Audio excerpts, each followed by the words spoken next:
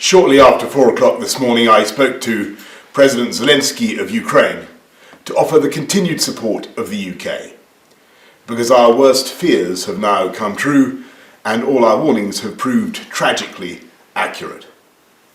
President Putin of Russia has unleashed war in our European continent.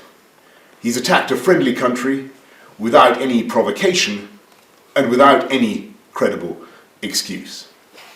Innumerable missiles and bombs have been raining down on an entirely innocent population. A vast invasion is underway, by land, by sea, and by air. And this is not in the infamous phrase, some faraway country of which we know little. We have Ukrainian friends in this country, neighbours, co-workers.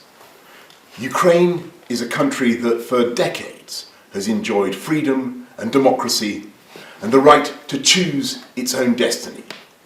We and the world cannot allow that freedom just to be snuffed out.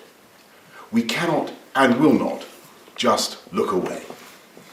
It's because we've been so alarmed in recent months at Russian intimidation that the UK became one of the first countries in Europe to send defensive weaponry to help the Ukrainians.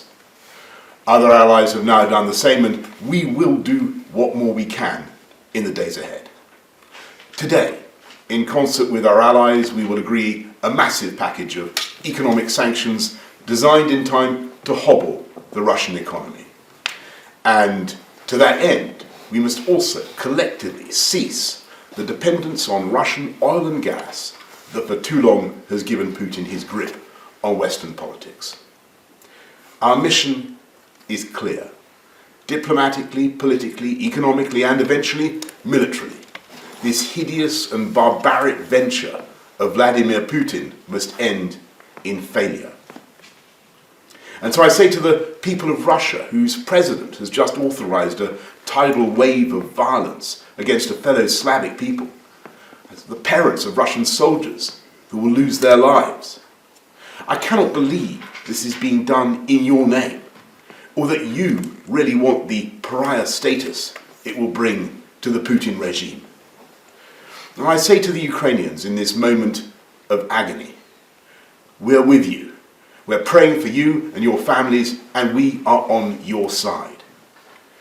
And if the months ahead are grim and the flame of freedom burns low, I know that it will blaze bright again in Ukraine, because for all his bombs and tanks and missiles, I don't believe that the Russian dictator will ever subdue the national feeling of the Ukrainians and their passionate belief that their country should be free.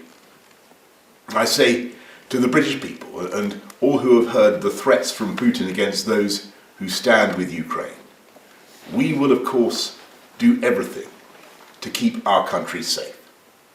We're joined in our outrage by friends and allies around the world. We will work with them for however long it takes to ensure that the sovereignty and independence of Ukraine is restored.